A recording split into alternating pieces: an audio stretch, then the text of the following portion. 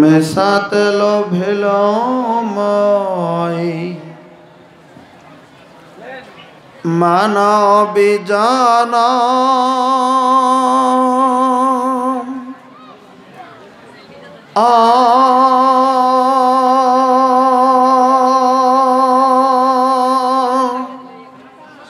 দুনিয়াদারি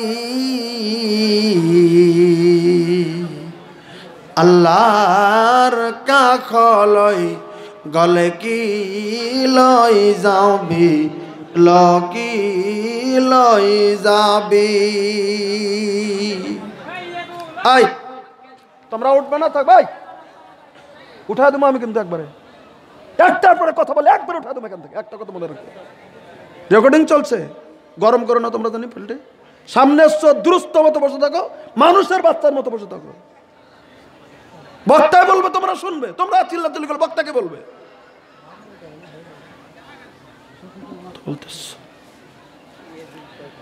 মিশাত লোভেল মই মানব জন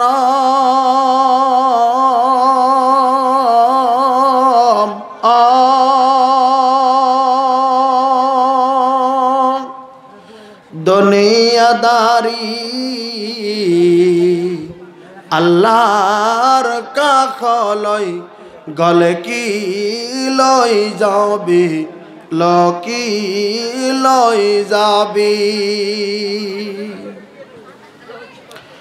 লগত যাব আমল তোর আৰু যাব কি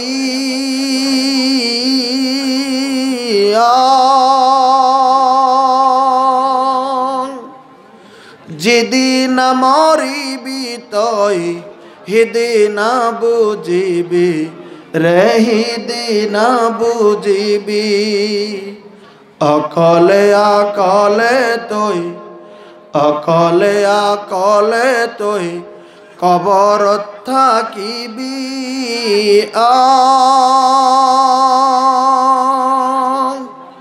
দুনিয়াদারি আল্লাহর কাখলৈ গলে কি লৈ যাবি লকি লৈ যাবি। সৎ আমল থাকিলে তোর সৎ আমল থাকিলে তোর স্বর্গতে থাকিবি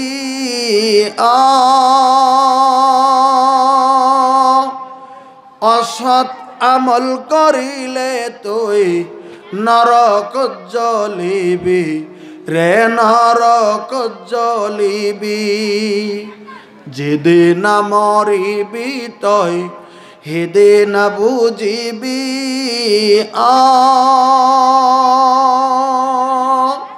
দুনিয়াদারি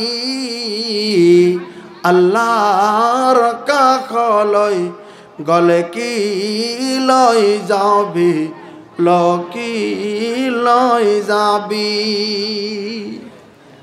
উপস্থিত আজকের এই পবিত্র দিনে আয়োজিত অনুষ্ঠানের মহামাননীয় আমার ওস্তাদ সমতুল্য আজকের জলসার সভাপতি সাহেব, বিশিষ্ট ওলামায়ে কেরাম, এই অঞ্চল থেকে আসা সম্মানিত মুরব্বিয়ান এজাম, সম্মুখে বসে থাকা দিনের সৈনিকের মতো যুবক ভাইয়েরা, আজকের জালসায় আসা দিনের দরদিনী মা ও বোনেরা, অবশ্যই আল্লাহ রাব্বুল আলামিনের প্রতি হাজারো হাজারো তারিফ ও প্রশংসা, যে মহান আল্লাহ রাব্বুল আলামিন মেহেরবানি করে আজকে আমাদের বিভিন্ন মায়ের সন্তানকে এই দিনই আয়োজিত অনুষ্ঠানে এই সন্ধিক্ষণে বসে থেকে দিনের আলোচনা শোনার জন্য তৌফিক দিয়েছেন। আমরা সবাই মিলে একটিবার আল্লাহ রাব্বুল আলামিনের তারিফ করি আলহামদুলিল্লাহ। আল্লাহ রাব্বুল আলামিনের তারিফের পরে আমাদের যিনি বিশ্বের নবী সৈয়দুল মুরসালিন রহমাতুল লিল আলামিন খাতামান নবিয়্যিন সৈয়দনা হযরত মুহাম্মদুর রাসূলুল্লাহ সাল্লাল্লাহু আলাইহি সাল্লামের প্রতি শত সহস্র দরুদ ও সালাম, আল্লাহুম্মা সাল্লি আলাইহি আল্লাহুম্মা বারিক আলাইহি। আমার ভাইরা, এই যে জালসাগুলি অনুষ্ঠিত হচ্ছে বিভিন্ন জায়গাতে বিভিন্ন ধরনের, যেমন আমাদের আসামেও জালসা বা সম্মেলন হয়। বিশ্বাস যদি না হয় আপনারা জিজ্ঞাসা করে দেখেন আমাদের আজকের জলসার সভাপতি সাহেবকে। উনি ৬-৭ বছর আগে আমাদের আসামের একটা সম্মেলনে উনি গিয়েছিলেন, বরপেটাতে সম্মেলন হয়েছিল। কিন্তু এখানকার মতো নয়, যেমন এই যে আসলাম, মেয়েরা ধাক্কাধাক্কি করে একই রোডে ঢুকছে এরকম করে পুরুষ মানুষের সঙ্গেই, কিন্তু আসামের ভূমিতে সম্মেলন হচ্ছে। গর্ব না এটা, আমি দীর্ঘ কণ্ঠে বলেছি। আমাদের আসামের সম্মেলনের পক্ষ থেকে ঘোষণা দেওয়া আছে, একটা মহিলা বোরকা ছাড়া বা সম্মেলনের জালসার প্যান্ডেলে ঢোকার অনুমতি নাই, ঢুকতে পারবে না। যদি ঢুকেছে, যদি সম্মেলনের কাছে এসছে, তাহলে ক্লিয়ার জেনে রাখবেন যে ওটা আহলে হাদিসের মহিলা নয়। কথা খুব ক্লিয়ার বুঝে নেবেন। আপনাদের এখান থেকে আব্দুল্লাহ সালফি সাহেব অনেকবার গিয়েছেন, শেখ আনারুল হক ফায়েজি অনেকবার গিয়েছেন। আগামী 31 ডিসেম্বর 30-31 ডিসেম্বর সম্মেলন আবার বরপেটা আছে। আমাদের অতিথি আছে আনারুল হক ফায়েজি, আব্দুর রাকিব মাদানী, আরও বিভিন্ন মাদানী সাহেবগণ আছেন। তেনারা যাবেন। আমাদের কিছুগুলো এলান করা আছে, কিছুগুলো জিনিস আছে। অন্তত মানুষ পাপ করে, সেটা জঙ্গলে পাপ করবে সেটা আলাদা, কিন্তু সেটা মসজিদে পাপ করবে এই পাপটাই সেটা আলাদা হবে এই পৃথিবীর জামিনে। আমরা কেন জিনিসগুলো বুঝতে চাইছি না? জালসা এসে আমরা কেন হট্টগোল করব? জালসা এসে কেন আমরা বাইরে থাকবো? যদি এসেছি দিনের কথা কিছু নাসিহত শোনার জন্য, আমরা আসবো। ডিউ টাইমে আপনারা জালসা শেষ করবেন। এখন তো জালসা বেশি রাত্রি হয় না, 12:30 1টায় শেষ হয়ে যাচ্ছে, তারপরে বাড়ি যাচ্ছেন, সবাই আরাম করছেন। ঠিক আছে, তো এতটুকু সময় আমরা যদি একটু ধৈর্য ধরে যদি আমরা কোরআনের জিনিসগুলো শুনি, তাহলে আলাদা জিনিস। ওনার মোকাবেলাতে আলোচনা হচ্ছিল, আপনারা জানেন বরপেটাতে আলোচনা ক্লিয়ার করে দিয়েছিলাম আমরা, এখনো দেওয়া আছে। যেমন একটা মশলা আমরা বারবার বলা আছে বিভিন্ন জায়গাতে, যেমন কোন মুসলিম, কথা ভালো করে বুঝে নেবেন, তার ভিতরে যদি সেটা আহলে হাদিস হয় আর যদি সেটা আসামের হয়, আপনাদের এলাকার অনেক লোক গুয়াহাটিতে কাজ করে, আমি কথাটা ক্লিয়ার বলছি, যদি সে মুসলিম হয় আর যদি সেটা আহলে হাদিসের হয়, আসামের মাটিতে শুধু কোনো মৌলবি হয় আর সে যদি 3টা খাসলত থাকে তার কাছে, একটা হলো বিড়ি, একটা হলো খনি, আর পানের মধ্যে জর্দা। আপনারা বুঝেন? আমার ভাষাটা বুঝছেন? বিড়ি এটা অনেক দূর, বিড়ি সিগারেট আলাদা রাখেন, হিসাবে আসবে না, ওটা আমরা লিস্টে আনবো না। খনি আর পানের মধ্যে জর্দা, এই দুটো যদি কোনো মৌলবি সাহেবের খাওয়ার প্রমাণ বের হয় যে ওটার মধ্যে থেকে পাওয়া যায় যে দাঁতের গোড়ার ভিতরে জর্দা খাওয়ার দেওয়া গেছে, ওর পিছনে আহলে হাদিসের বেনামাজু জমার দিন নামাজটা পড়বে না। এটা আমাদের মসলা এলান করা আছে। 1.5 ঘন্টা বলছি, এটা কোনো ছাপাছাপি নয়, হচ্ছে, রেকর্ড হচ্ছে, ছড়িয়ে দেন আসামে। আপনারা খবর নিয়ে দেখেন যে আসামের কোনো মৌলবি খনি খেয়েছে আর তার পিছনে আহলে হাদিস নামাজ পড়েছে, পড়বে না। আমাদের এলান করা আছে যে খনি খাবে, তার পিছনে আমরা নামাজ পড়বো না, বাস এক কথা। তো এক জায়গাকার এক চাল, কিছুগুলো জায়গা কিছুগুলো কম বেশি আছে। আমিও চাবো আমরা সুধরণীতে যাব। আল্লাহ রাব্বুল আলামিন পবিত্র কোরআনে বলেছেন, আল্লাহ তাআলা বলেন, ওয়াযাক্কির ফাইন্না যিকরা তানফাউল মুমিনিন। আল্লাহ রাব্বুল আলামিন পবিত্র কোরআনে বললেন, নবী আপনি নসিহত করুন, আপনি দিনের কথা মানুষকে বলুন, আপনি দিনের কথাগুলি মানুষকে খুলে খুলে বলে দিন। ফাইন্না যিকরা, আপনার নসিহতে, আপনার বয়ানে, আপনার আলোচনায় তানফাউল মুমিনিন, মুমিন যারা থাকবে পৃথিবীর জামিনে, ইমানদার যারা থাকবে পৃথিবীর জামিনে, আল্লাহকে যারা স্বীকার করে নেবে, অবশ্যই মুমিনরা আপনার নসিহত শুনে তারা কামিয়াবি হবে বা ফায়দামন্দ হবে। হয়তো আমার ভাষা বুঝতে একটু কষ্ট হবে, তবুও বলে যাচ্ছি, যেমন মুমিন যারা, তারা নসিহতে ফায়দামন্দ হয়ে যাবে, তারা কামিয়াবি হবে। এখন তো নবী নাই পৃথিবীতে, নবী তো মাদিনাতুল মুনাওয়ারাতে শুয়ে আছেন। তাহলে কে নবীর মিশন পৃথিবীর জামিনের ভিতরে চালাবে? নবীর কথাগুলি কে বলবে? হাদিসে, সেই হাদিসের ভিতরে আসছে, আল্লাহ নবী সাল্লাল্লাহু আলাইহি ওয়াসাল্লাম বলেছেন, সেই বুখারীতে প্রথম খণ্ডে কিতাবুল ইলমে, ইন্নাল উলামা হুম ওয়ারাসাতুল আম্বিয়া। আল্লাহ রাব্বুল আলামিন সাল্লাল্লাহু আলাইহি ওয়াসাল্লাম বলেছেন যে অবশ্যই যারা হাক্কানি আলিম, যারা হাক্কানি উলামা, তারা হচ্ছেন সমস্ত নবীদের ওয়ারিস, সমস্ত আম্বিয়া কেরামের ওয়ারিস। তো তাহলে হাক্কানি ওলামারা দিনের মিশন পৃথিবীতে চালিয়ে যাবে, তারা হক কথা বলবে, এই পৃথিবীর জামিনের ভিতরে তারা হক কথা বলেই যাবে, কিয়ামতের দিন পর্যন্ত তারা বলেই থাকবে। আর আমরা শ্রোতা যারা আছি পৃথিবীর জামিনে, আমাদের শুনতে হবে কেমন করে, সামিনা ওয়া আতানা।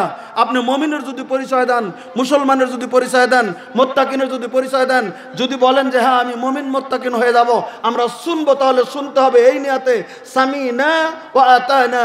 আমরা যে যারা শুনবো আমরা অবশ্যই আর এতাআত করব।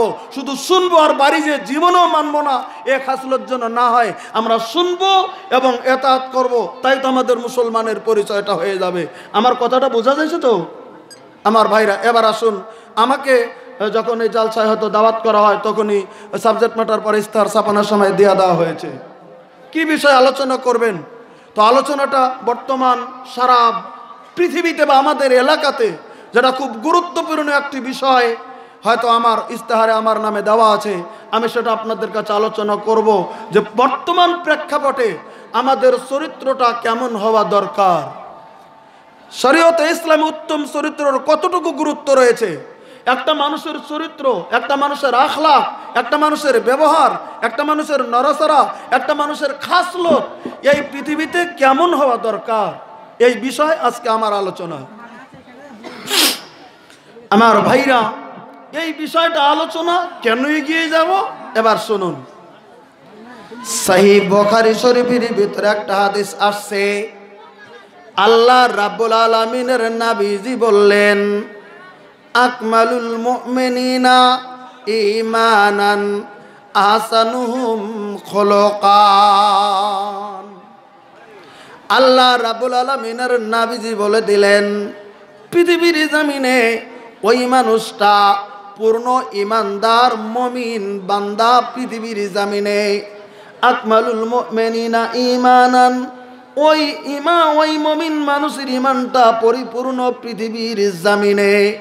যে মানুষটার সম্পর্কে নবী বললেন বলে কি, আকমালুল মুমিনিনা ঈমানান আহসানুহুম খুলুকান, পৃথিবীর জমিনের ভিতরে যার চরিত্রটা উত্তম চরিত্র, যার চরিত্রটা পৃথিবীর জমিনের ভিতরে ভালো, যার আখলাকটা ভালো, যার চরিত্রটা উত্তম, যার চরিত্রটা ফটফটা, যার চরিত্রটা একবারে সাদা, যার চরিত্রটা একবারে ফুলের মতো, যার চরিত্র স্বচ্ছ কাঁচের গ্লাসের ভিতরে পানি দিলে যেমন চকচকা হয়ে থাকে, যার চরিত্রটা তেমন, আল্লাহ রাব্বুল আলামিনের নবীজি বললেন ওই মানুষটা পৃথিবীর জমিনের ভিতরে পূর্ণ মুমিন মুসলমান।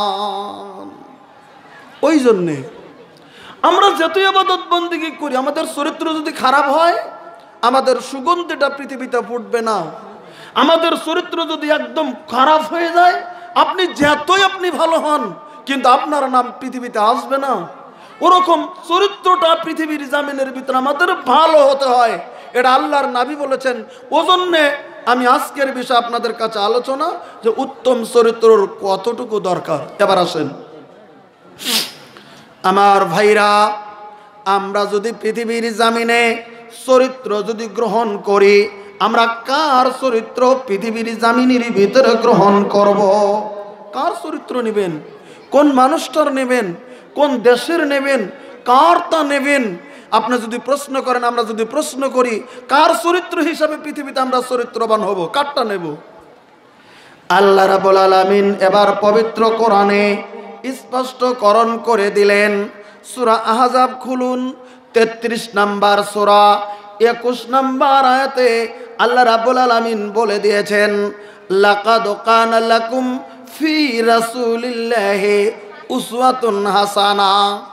আল্লাহ রাব্বুল আলামিনের নাম আল্লাহ রাব্বুল আলামিন বলে দিলেন, পৃথিবীর মানুষরা, আমি আল্লাহ রাব্বুল আলামিন এই পৃথিবীর জমিনে আমার নবীকে যে পাঠিয়ে দিয়েছি, আমার নবী পৃথিবীর জমিনের ভিতরে যারা মুমিন, আল্লাহকে যারা স্বীকার করে নিয়েছে, কঠিন কিয়ামতের দিনকে যারা বিশ্বাস করে নিয়েছে, আল্লাহ রাব্বুল আয়াত পড়ে দিয়েছেন, লিমান কানা ইয়ারজুল্লাহ ওয়াল ইয়াউমাল আখিরা।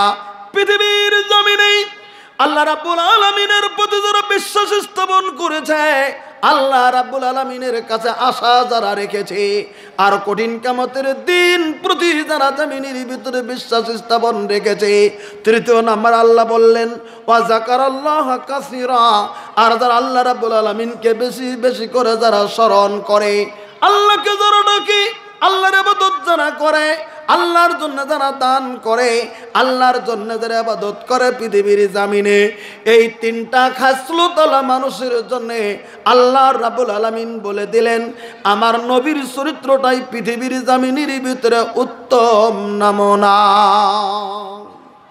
আমার নবী কেমন করে চলেছেন তেমন করে পৃথিবীর জমিনের ভিতরে আমার মুমিন বান্দারা চলবে। আমার নবী কেমন করে খেয়েছেন, মুমিন বান্দারা তেমন করে খাবে। আমার নবী কেমন করে হেঁটেছেন, মুমিন বান্দারা তেমন করে হাঁটবে। আমার নবী কেমন করে কাপড় পরিধান করেছেন, মুমিন বান্দা তেমন করেই পৃথিবীর জমিনে কাপড় পরিধান করবে। আল্লাহ রাব্বুল আলামিন বলে দিলেন তোমাদের মধ্যে আমার নবীকে আমি আল্লাহ উত্তম নমুনা করে পৃথিবীর জমিনের ভিতরে পাঠিয়ে দিলাম। উত্তম নমুনা আপনারা তো জানেন, আমরা জানি। যেমন একটা মোবাইল বর্তমান তো পৃথিবীতে সব থেকে বেশি বিক্রি হচ্ছে আজকে জমিনের ভিতরে, যেমন মোবাইল কোম্পানিও বের হচ্ছে বিভিন্ন রকমের। একটা পুরান মোবাইল, পুরান মডেলটা মোবাইল ছেড়ে দিয়ে কোম্পানি আবার নতুন মডেল বের করছে। তো যখন নতুন মডেল মোবাইলটা বের করবে 6 মাস বা 1 বছর আগে থেকে তার অ্যাডভার্টাইজ শুরু করছে কোম্পানি। বিভিন্ন ফেসবুকে দিচ্ছে, টিভিতে দিচ্ছে, মোবাইলে দিচ্ছে, খবরে দিচ্ছে, অ্যাডভার্টাইজ দিচ্ছে। অত নাম্বার কোম্পানি, অত নাম্বার মডেলের, এমন কেমন দেখতে, ওরকম প্রসেসরের, ওরকম ক্যামেরাওয়ালা, ওরকম সাইজের একটা মোবাইল লঞ্চ হবে ভারতবর্ষের মাটিতে।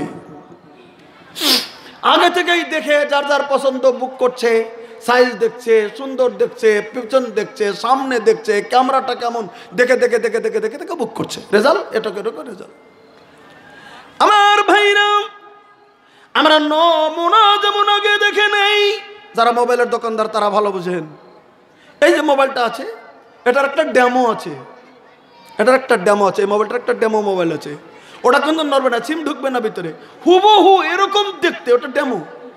ওটা তার মানে নমুনা একটা, এটা নমুনা, ওই একদম একই অবিকল দেখতে, কিন্তু খুলবে না, ভিতরে শুধু সিমটা নাই, সব এক, ওটা ডেমো বলে। আমার ভাইরা, আল্লাহ রাব্বুল আলামিন বলে দিলেন পৃথিবীর মানুষ রে, আমার নবীজি পৃথিবীর জমিনে তোমাদের জন্য উত্তম নমুনা করে, উত্তম উদাহরণ করে আমি আল্লাহ রাব্বুল আলামিন পৃথিবীর জমিনের ভিতরে আমার নবীকে তোমাদের জন্য পাঠিয়ে দিলাম। আমার নবী তোমাদেরকে বলে দিচ্ছি ওয়া ইন্নাকা লাআলা খুলুকিন আযীম। কোরআনে কারীম সূরা কালামের ভিতরে আল্লাহ রাব্বুল আলামিন বলেছেন নবীজি গো, আমি আল্লাহ রাব্বুল আলামিন আপনাকে পৃথিবীর জমিনে উত্তম চরিত্রের অধিকারী করে পৃথিবীর জমিনের ভিতরে পাঠিয়ে দিয়েছি।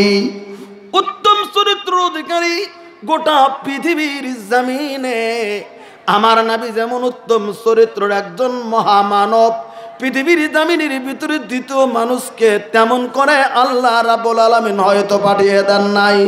সব থেকে উত্তম চরিত্র দিয়ে, মহান আদর্শ দিয়ে আমার নবীকে পৃথিবীর জমিনের ভিতরে আল্লাহ রাব্বুল আলামিন পাঠিয়ে দিয়েছেন। এবার একটা মিসাল দিচ্ছি, আপনারা শুনে নেন। মিসাল বাহিরের নয়, বুখারী শরীফ থেকে। আল্লাহ রাব্বুল আলামিনের নবীর যে চরিত্র পৃথিবীতে সব থেকে উৎকৃষ্ট, এর প্রমাণ বুখারী শরীফের একটা হাদিস দেখলে বোঝা যায়। একটু ভালো করে বুঝে নেবেন, তাহলে ইনশাল্লাহ সুবিধা হবে। যে তাহলে আল্লাহ নবী সাল্লাল্লাহু আলাইহি ওয়াসাল্লাম যে আল্লাহ বললেন যে সব থেকে উত্তম চরিত্র অধিকারী করেছি, তো কত উত্তম চরিত্র ছিলেন বিশ্বনবী সাল্লাল্লাহু আলাইহি ওয়াসাল্লামের পৃথিবীর জমিনে। হাদিসটার রাবি হযরতে আবু হুরায়রা রাদিয়াল্লাহু তাআলা আনহু, উনি নিজে হাদিসটি বর্ণনা করে বলেছেন কি, উনি বর্ণনা করলেন ওয়া নবী হুরায়রা রাদিয়াল্লাহু তাআলা আনহু قال, হযরতে আবু হুরায়রা রাদিয়াল্লাহু তাআলা আনহু তিনি নিজে বর্ণনা করে বললেন, বলে কি, আল্লাহর নবীর সাহাবী বললেন বালা আরাবিয়ুন ফিল মসজিদে, আল্লাহ রাব্বুল আলামিনের নবী কোন একটা মসজিদে আছেন, মসজিদের নাম বলা হয়নি, হয়তো মসজিদে নববীতে। আল্লাহ রাব্বুল আলামিনের নবী মসজিদে নববীতে আছেন। আল্লাহর নবী হয়তো নামাজ পড়ে ঘুরে বসেছেন, সাহাবা কেরাম আল্লাহ রাব্বুল আলামিনের নবীজির সম্মুখে বসে আছে। আজকে যেন আমাদের মহামান্য আমাদের সভাপতি মাদানী সাহেব এখানে বসে আপনাদের কাছে আলোচনা করছেন। আপনারা বসে বসে বসে বসে বসে বসে সুন্দর করে আলোচনা শুনছেন। আল্লাহ রাব্বুল আলামিনের নবী মসজিদে নববীর মেম্বারের বসে বসে আলোচনা করছেন, সাহাবা কেরাম হয়তো শুনছেন, বা নবী মেম্বারের বসে বসেছেন আর সাহাবা কেরাম সম্মুখে বসে আছেন। হঠাৎ করে গো ওই মসজিদের দরওয়াজা দিয়ে ওই মদিনার আশেপাশেরই একটা মূর্খ মানুষ, যাকে আরবি ব্যক্তি বলা হয়, গ্রাম্য মানুষ, গ্রামের মানুষ, লেখাপড়া জানে না, ওই লোকটা জুব জুব জুব জুব দুব করে মসজিদের ভিতরে প্রবেশ করেছেন। নবী আছেন আর সাহাবীরা আছেন।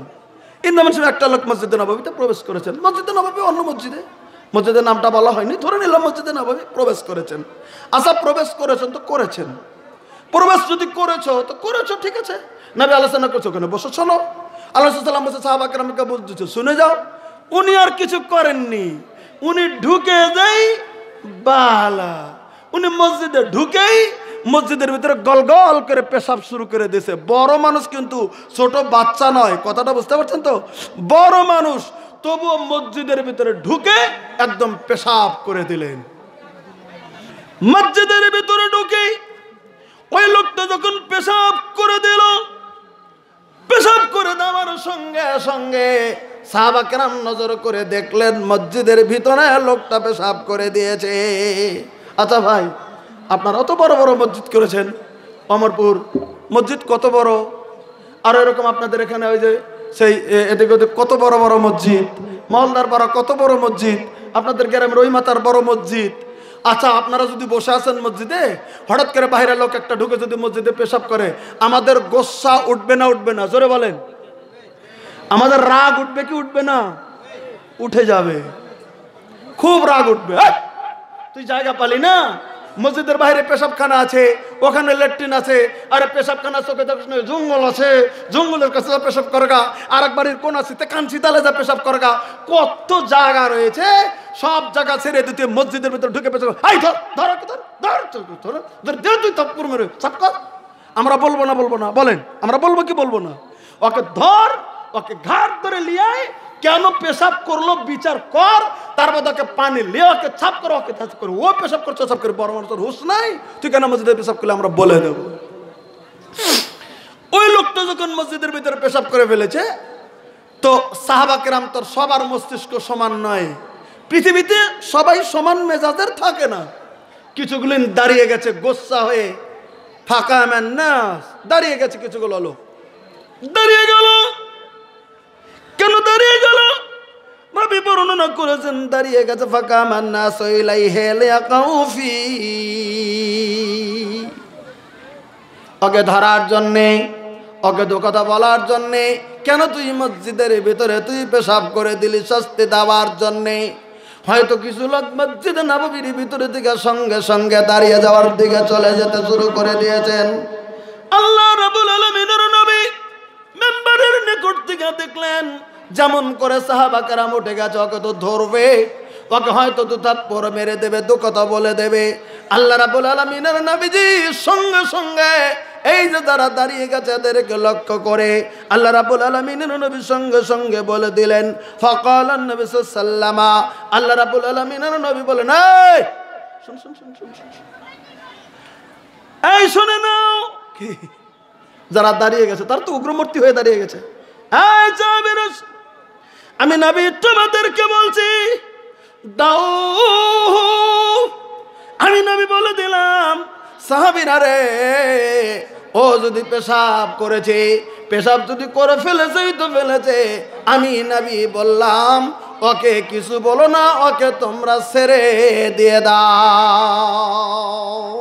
একবার সুবহানাল্লাহ বলেন, একটু জোরে বলেন। আল্লাহ রাব্বুল আলামিনের নবী বলেন দাও, ওকে ছেড়ে দাও। আচ্ছা বলেন, একজন পেশাব করেছে আর নবী বললেন ওকে ছেড়ে দাও, দাও ওকে ছেড়ে দাও, ওকে ছেড়ে দিয়ে দাও, দাও ওয়ারিকু আলা বাউলিহি সাজলাম মিম্মা। সাহাবীরা রে, তোমরা যদি উঠে যদি পড়ে যাও, ওকে ছেড়ে দাও গো, ওকে কিছু বলিও না, বলিও না। আমি নবী তোমাদেরকে বলছি, তোমরা যদি উঠে পড়ে যাও একটু বাইরে তোমরা চলে যাও, যাও যাও যাও গো, ডোলে করে পানি নিয়ে আসো। আর যে জায়গায় পেশাব করেছে ওই লোকটার পেশাবগুলি তোমরা ধুয়ে সাফা করে দাও, ওর মধ্যে পানি ঢেলে দাও, ওর মধ্যে পানি ঢেলে দিয়ে সাফা করে দাও। আচ্ছা এবার চিন্তা করেন তো, মেজাজটা এদের কি ছিল আর আমাদের বিশ্বনবীর কি ছিল? আল্লাহ রাব্বুল আলামিনের নবী বললেন, এখানে পানি ঢেলে দাও, যাও যাও তোমরা পানি ঢেলে দাও। আউযানুবাম মিম্মা, দুডল পানি ঢেলে দাও, দু বালতি পানি ঢেলে দাও। পানি ঢেলে দিয়ে পৃথিবীর জমিনের ভিতরে এই লোকটার পেশাবকে তোমরা সাফা করে দিয়ে দাও। ভাই গো, এই হাদিস প্রমাণ করেছে ভাই গো, আল্লাহ রাব্বুল আলামিনের নবী পৃথিবীর জমিনের ভিতরে কেমন চরিত্র আল্লাহর নবী দেখেছেন। লোকটা বুঝে নাই, হয়তো লোকটা অবুঝ জমিনের ভিতরে বেবুঝ, হয়তো কেমন করে চলে এসেছেন, হয়তো ঝগড়া দিয়ে দেবে বা কেমন করার জন্য চলে এসেছেন। এবার পৃথিবীর ওই লোকটা নজর করে দেখছে, হাই হাই আমি এমন করে মসজিদের ভিতরে ঢুকে আমি পেশাব করে দিলাম, আমি তো দেখে শুনে ভুল করেছি, আমার ভুলটা নবী ধরলেন না, আমাকে ছেড়ে দিয়ে দিলেন। এবার কত বড় অনুশোচনা আসতে শুরু করে দিয়েছে তারা দিলের ভিতরে। ভাই গো, অনুশোচনা আসার জন্য হয়তো তিনি পৃথিবীর জামিনের ভিতরে পরিবর্তন হয়ে যাবে। বিচার নবী করলেন, কিন্তু এমন করে করলেন আর নিজের অনুশোচনাটাই পৃথিবীর জামিনের ভিতরে অর্জন হয়ে গেল বিচার। হাদিস প্রমাণ করেছেন আল্লাহ নবী সাল্লাল্লাহু আলাইহি ওয়াসাল্লাম কত মহাচরিত্রের অধিকারী পৃথিবীর জমিনে। আমি তো এটা গ্যারান্টি দিয়ে বলতে পারি, আজকে যদি আপনারা 1000 লোক বসে থাকেন, একজনেরও বিবেচনায় আসবে না আরেকজনের মসজিদে পেশাব করবে আর ওকে ছেড়ে দেবো, এই বিবেক আসবে না, ওকে ধর, ওকে 28,000 মসজিদের মধ্যে ওর পেশাব ওকে সাফ করতে হবে, এটাই আমাদের বিবেক। কোন কথা ঠিক কি নয়? খালি আপনারা না, আমিও তার মধ্যে একজন। যেমন ধরলেন অত সহজ আল্লাহ রাসূল সাল্লাল্লাহু আলাইহি ওয়াসাল্লাম এটা করে দিলেন। আমার ভাইরা, ইনি আল্লাহ রাব্বুল আলামিনের নবী, পৃথিবীর জমিনের ভিতরে আল্লাহ রাব্বুল আলামিনের নবীকে আল্লাহ রাব্বুল আলামিন পাঠিয়ে দিয়েছিলেন মহান চরিত্র দিয়ে। ওজন্য প্রমাণ করে দিলেন আল্লাহ, আল্লাহ বলে দিলেন নবী গো, আপনাকে মহা চরিত্র অধিকারী করে এই পৃথিবীর জমিনের ভিতরে আপনাকে আমি আল্লাহ রাব্বুল আলামিন পাঠিয়ে দিয়েছি। তাহলে আমাদের চরিত্রটাও হুবহু যদি তেমন করতে নাও পারি, অন্তত চেষ্টা করতে হবে ধৈর্যর পাহাড় আমাদের বুকের ভিতরে সব সময় রেখে এই পৃথিবীর ভিতরে আমাদের চলতে হবে। সর্বশেষে আল্লাহ রাব্বুল আলামিনের নবী একটি কথা বলে দিয়েছিলেন এই হাদিসের প্রেক্ষিতে, সর্বশেষ বাক্য, ফাইন্নামা বুইসতুম মুয়াসসিরিন। আল্লাহ রাব্বুল আলামিনের নবী বলে দিলেন, সাহাবীরা রে রাগ করো না, গোসা করো না, আল্লাহ রাব্বুল আলামিন তোমাদেরকে পৃথিবীর জমিনের ভিতরে পাঠিয়ে দিয়েছে নরম দেলওয়ালা করে, কোমল দেলওয়ালা করে, রহম দেলওয়ালা করে। পৃথিবীর জমিনের ভিতরে আল্লাহ রাব্বুল আলামিন আমাদেরকে তোমাদেরকে পাঠিয়ে দিয়েছেন ওলাম তুবাসু মুয়াসসিরিন। আল্লাহ রাব্বুল আলামিন আমাদেরকে কঠিন হওয়ার জন্য কঠিনতম করে এই পৃথিবীর জমিনের ভিতরে আমাদেরকে পাঠিয়ে দেয় নাই। কত সুন্দর কথা বলে দিলেন হাদিস বুখারীতে। আমার ভাইরা, আমরা পৃথিবীর জামিনের মধ্যে যদি চলি, একটা খাসলত যদি পৃথিবীর জামিনের ভিতরে আমরা বাজিয়ে রাখি যে আমরা কঠিনতম হয়ে আসেনি, আমরা নরম দিল হয়ে আসছি, এই কথা যদি একটু বুঝি, তাহলে আমাদের মধ্যে স্বামী স্ত্রী কোনোদিন ঝগড়া বাঁচবে কি? যারা বলেন বাঁচবে না। স্ত্রী একটু ভুল করছে, একটু ধৈর্য ধরি, কিন্তু বাবারে আজকে যে অবস্থা, স্বামী যদি 100 পাওয়ারে থেকে যায়, পৃথিবীর স্ত্রীরা বর্তমান 101 পাওয়ারে থেকে যায়। নাই ধৈর্য পৃথিবীর জমিনে, কাহার ওই ধৈর্য নাই।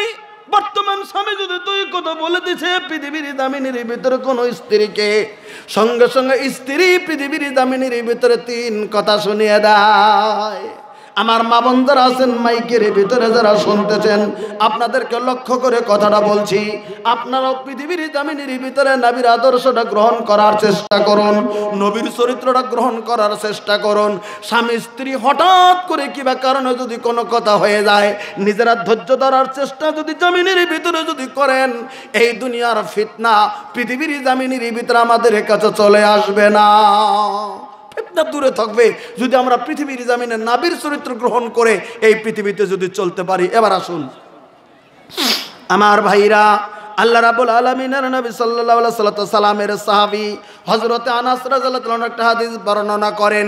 দ্বিতীয় নাম্বার নবীর চরিত্র সম্পর্কে একটা কথা আপনাদেরকে বুঝিয়ে দিতে চলছি, আমাদের চরিত্র কেমন হওয়া দরকার আর নবীর চরিত্রটা পৃথিবীর জমিনের ভিতরে কেমন ছিল তার প্রমাণ। দ্বিতীয় হাদিসটাও বুখারী থেকে তেলাওয়াত করছি, শুনে নেন। এই হাদিসটার রাবী হযরত আনাস রাদিয়াল্লাহু তাআলা আনহু উনি বর্ণনা করে বললেন, আনাস রাদিয়াল্লাহু তাআলা আনহু কুনতু আমসিমান নবী সাল্লাল্লাহু হযরত আনাস রাদিয়াল্লাহু তাআলা আনহু বলেন, আমি হযরত আনাস রাদিয়াল্লাহু তাআলা আনহু একটি দিনে গো আল্লাহ রাব্বুল আলামিনের নবীর সঙ্গে রাস্তায় চলছি।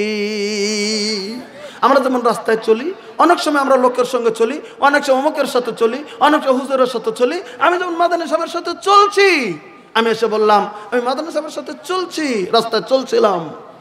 হযরত আনাস রাদিয়াল্লাহু তাআলা বলেন, এক সময় আমি আল্লাহ নবী সাল্লাল্লাহু আলাইহি ওয়াসাল্লামের সাথে রাস্তায় চলছি, হঠাৎ করে নজর করে দেখি রাস্তায় চলছে আল্লাহ নবী সাল্লাল্লাহু আলাইহি ওয়াসাল্লামের সঙ্গে আল্লাহ রাব্বুল আলামিনের নবীর কথা তিনি বর্ণনা করলেন, ওয়ালাইহি বুরদুন নাজারানিয়ুন গালিজুল হাসিয়া। আল্লাহ রাব্বুল আলামিনের নবী সাল্লাল্লাহু আলাইহি ওয়াসাল্লামের সাহাবী বর্ণনা করলেন হযরত আনাস, নবীর সাথে যখন চলছিলাম নবীর কাঁধের উপরে নাজারানিয়ের কোম্পানির একটা চাদর ছিল, চাদরের পায়েরটা একটু বড় পায়ের বিশিষ্ট একটা চাদর আল্লাহর নবীর কাঁধে ঝুলানো ছিল, আল্লাহ রাব্বুল আলামিনের নবীর গায়ে ঝুলানো ছিল। ওই দিন নবী একটা চাদর গায়ে দিয়েছিলেন, চাদরটা নাজারানি কোম্পানির ছিল আর ওই চাদরটা ছিল বড় পার বিশিষ্ট। ওই চাদরটা সেদিন নাভির উপরেই ছিল, নবীর গায়ের ভিতরেই ছিল। ইন্দামিন সময় নাভি চলছে, আমিও চলছি, হঠাৎ করে রাস্তার ভিতরে একজন বেদুইন আল্লাহ রাব্বুল আলামিনের নবীর সম্মুখে চলে এসেছে। একটা বেদুইন চলে এসেছে, একটা গ্রাম্য লোক চলে এসেছে, একটা মূর্খ লোক চলে এসেছে। আর নবীর কাছে আসার পরে নবী তো হেঁটে হেঁটে হেঁটে হেঁটে চলছেন, আমি হযরত আনাস নবীর সঙ্গে সঙ্গে চলছি। পিছন থেকে গো ইনি যেমন মাদানী সাহেব চাদর গায়ে মাথার উপরে দিয়ে আছে, এরকম করে চাদরটা ধরে আল্লাহ রাব্বুল আলামিনের নবীর গায়ের চাদর হঠাৎ করে ধরে নিয়ে এত জোরে টান মেরে দিয়েছে, কিসে টান মেরে দিয়েছে, আল্লাহর নবীর কাঁধের উপরে যে চাদরটা ছিল এত জোরে টান দিয়েছে। ওই টান দেওয়ার জন্যে আল্লাহর নবীর ঘাড়ের ভিতরে ওই শক্ত টানের জন্য সঙ্গে সঙ্গে ঘাড়ের ভিতরে দাগ পড়ে যায়। নবীর কাঁধে দাগ পড়ে গেল, সঙ্গে সঙ্গে নবীর ঘাড়ে দাগ হয়ে গেল। এত জোরে টান দিয়ে একবারে ঘুরিয়ে ফেলেছেন নবীকে। এই লোকটা রাস্তার ভিতরে থেকে যে পিছন থেকে যে বা হয়তো সাইড থেকে যে নবীর কাঁধের চাদরটা ধরে এমন জোরে টান মেরেছেন, টান দিয়ে নবীকে ঘুরিয়ে ফেলেছেন, অথচ কাঁধের ভিতরে কঠিন ভাবে দাগ পড়ে গেল। আল্লাহ নবী সাল্লাল্লাহু আলাইহি ওয়াসাল্লামের হাদিস বুখারী। দাগ পড়ে গেল, দাগ পড়ে যাওয়ার পরে আল্লাহ রাব্বুল আলামিনের নবী যখন ওর দিকে ঘুরেছেন তখন ওই লোকটি বলতেছেন, এই ইয়া মুহাম্মদ, নাম ধরে বলছেন সাল্লাল্লাহু এই মুহাম্মদ সাল্লাল্লাহু ইয়া মুহাম্মদ বলতেন, এই মুহাম্মদ, ডাইরেক্ট নাম, নবীর নাম বলেছেন। দেখেন কথাটা ভালো করে দেখেন, কত বেয়াদবি করেছেন। ইয়া মুহাম্মদ, হ্যাঁ মুহাম্মদ সাল্লাল্লাহু, শুনে নাও বলে কি, মুরলি মিম্মালিল্লাহি আল্লাযী ইনদাক, এই বাইতুল মালের মাল বলেন তোমার কাছে জমা আছে, বাইতুল মালের ফান্ড তোমার কাছে জমা, বাইতুল মালের জিনিসগুলি তোমার কাছে জমা আছে। আমি তোমাকে বলছি ওই বাইতুল মাল থেকে গো আমাকে কিছু মাল তুমি বরাদ্দ করে এখনই তুমি আমাকে দিয়ে দাও। আচ্ছা ভাই, একটা প্রশ্ন করছি, ওই লোকটা ঘাড়ের চাদরটা জোরে টান না দিয়ে এমনি যদি দৌড় দেওয়ার সম্মুখে যা বলতেন, হুজুর বাইতুল মালের আপনার কাছে কিছু মাল আছে আমাকে দেন, আল্লাহ নবী দিতেন কি দিতেন না? জোরে বলেন। একটু বলেন, উত্তর দেন, দিতেন কি দিতেন না?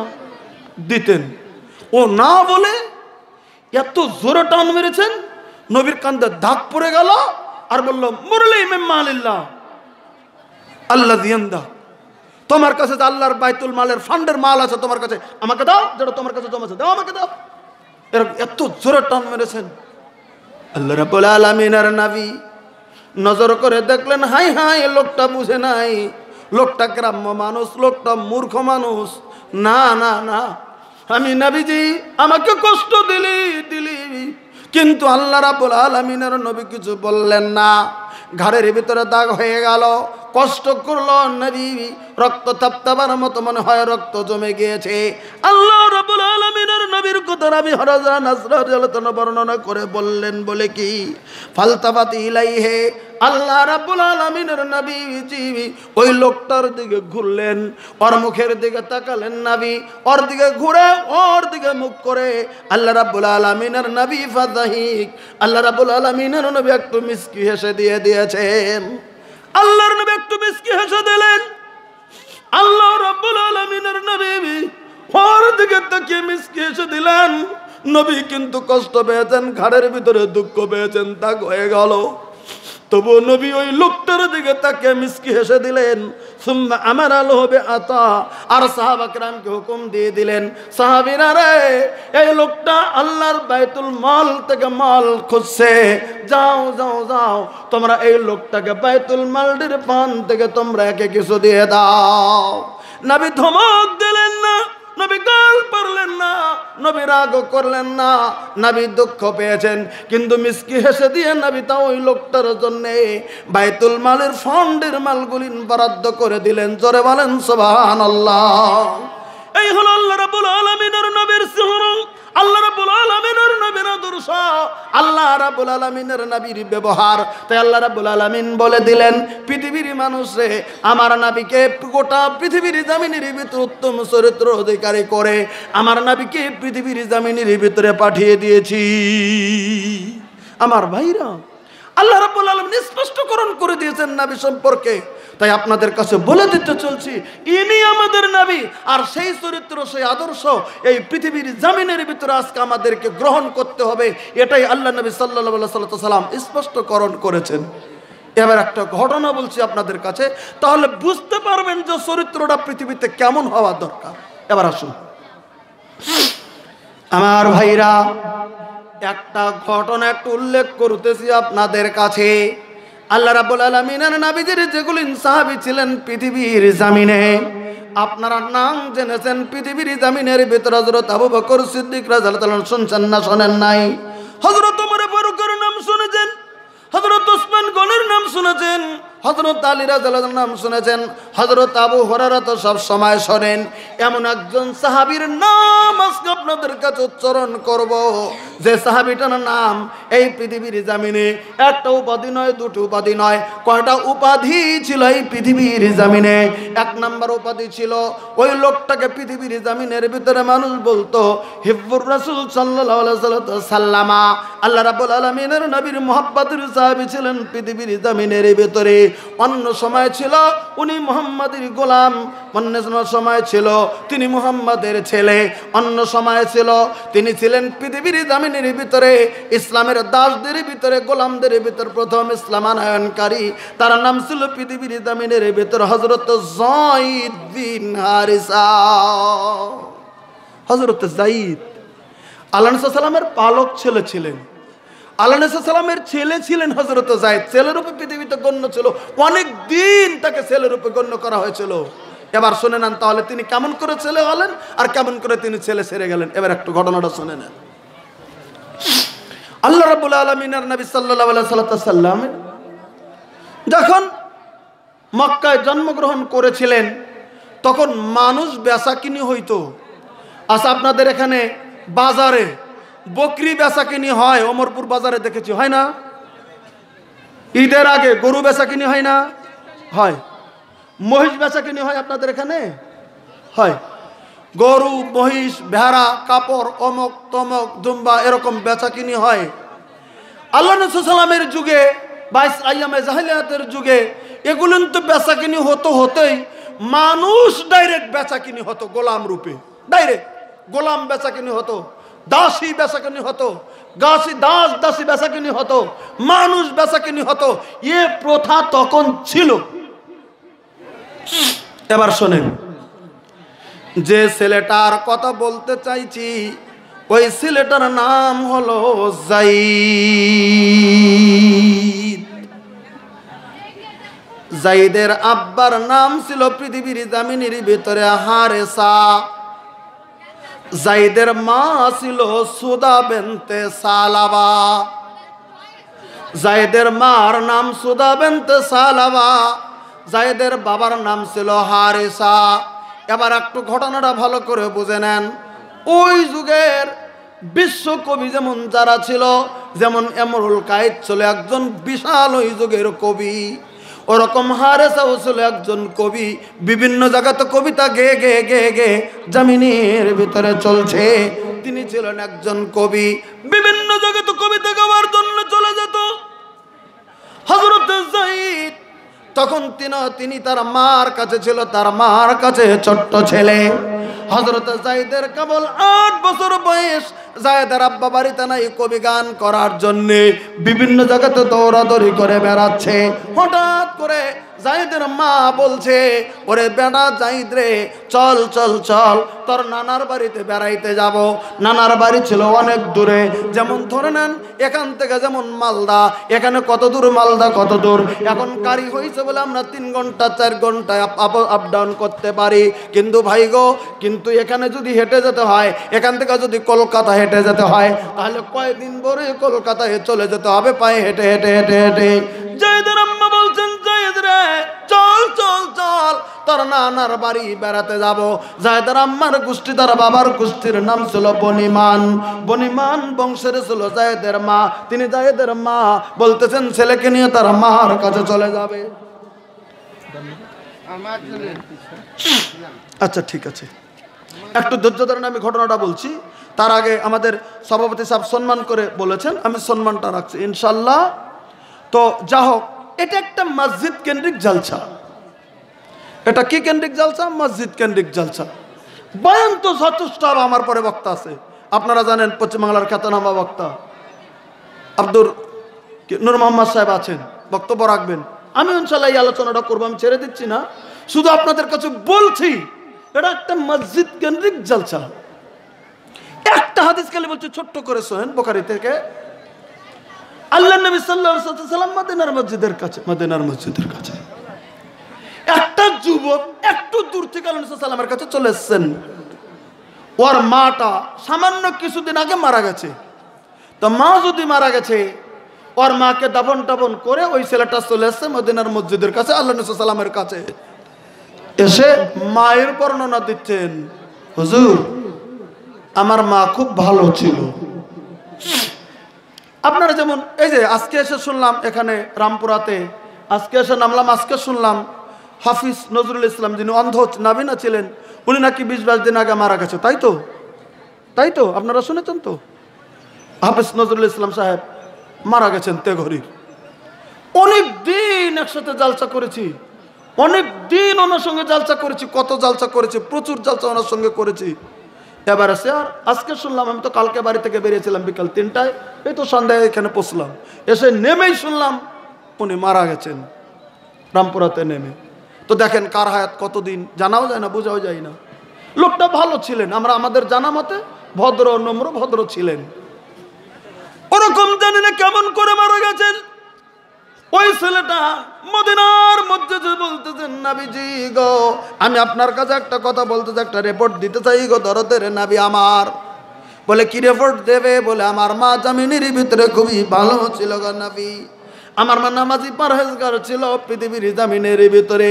সব কথা বলার পরে বলতেছেন, ইন্না উম্মিবতুলিতাত নাফসুহা, ও আল্লাহ রাব্বুল আলামিনের নবী আমার মা হঠাৎ করে পৃথিবীর জামিনের ভিতরে ইন্তেকাল করেছে। অনেক সময় আপনারা জানেন, আমরাও জানি, হঠাৎ করে কোনো মানুষ হঠাৎ করে আছাড় পড়লো, অমনে মারা যায়, এরকম 2-4 জন জানে না যায়। হঠাৎ করে ঘুমিয়ে গেছে, ওই ঘুম থেকে আর ওঠেনি, মারা গেছে। কিছু মানুষ এরকম হচ্ছে, অ্যাক্সিডেন্ট হয়ে গেছে, সঙ্গে সঙ্গে মারা গেছে।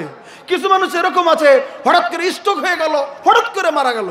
বেমার টেমার অ্যাক্সিডেন্ট কিছুই নাই, বেমারও নাই, হঠাৎ করে স্ট্রোক হয়ে গেছে, হঠাৎ করে মারা গেল লোকটা। এরকম হয়, হাই প্রেশার হয়, স্ট্রোক হয়, 2-4 মিনিটের মধ্যে লোকটা মারা যায়। আমি একটা কথা বলছি আপনাদের কাছে, শুনে নেন। অনেক দিন আগের কথা বলছি, মোটামুটি ধরেন 15-16 বছর আগে আসামের একটা জালসাতে গেছি, বিটিএটি এলাকায়, বর্তমান বিটিএটি এলাকা। তো আপনারা যত লোক জমছেন এরকম লোক জমছে, একটা জালসা ধর্মসভা। তো শুনছে, তখন আমাদের রেওয়াজ ছিল হুজুর আমরা জালসার সাথে মোনাজাত করতাম, মানে তখন এত কঠিন মশলাগুলো এসে পাইনি। তো আমরা জালসার শেষে, জালসা তখন শেষ, একটু দোয়াটা করে দিতাম আর কি, শেষ দোয়া। এখন যেমন আমরা দোয়া পড়ি সুবহানাক আল্লাহ, যে দোয়াটা পড়ি জালসা শেষের, ওটা আলাদা দোয়া, এটা মাজলিস শেষের দোয়া। তখন 16-17 বছর আগে এই কঠিন মশলা এসে পাইছিল না, তখন এত কঠিন ছিল না যে না হাত তোলা দোয়া করাই যাবে না, এত কঠিন আমরা জানতাম না। এখন জানি, এখন করি না হয়তো, কিন্তু তখন তো আমরা দোয়া করতাম। মানে আসামে ইনি গেছেন জানেন, আসামে মোটামুটি ধরে নেন আহলে হাদিস হানাফি মানুষ 95%, দেওবন্দি যারা তাবলিগ জামাত করে তারা 95%, 3% হয়তো এই যে বেরেলি আছে ওনারা আছেন, আর আমরা 2% আছি আসামে আহলে হাদিস মানুষ।